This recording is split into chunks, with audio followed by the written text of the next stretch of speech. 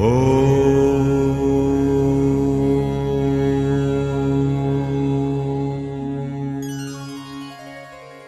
बाप्पा महाराष्ट्राचं आराध्य दैवत.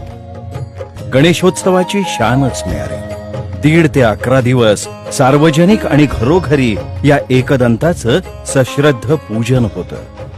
विसर्जनाची वेळ येते आणि जीव तुटतो, मन भरून येतं.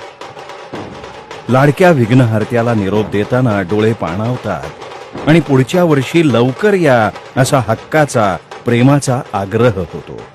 पण गणेश विसर्जनानं केवळ मनालाच नाही तर पर्यावरणालाही अपरिमित दुःख होतं.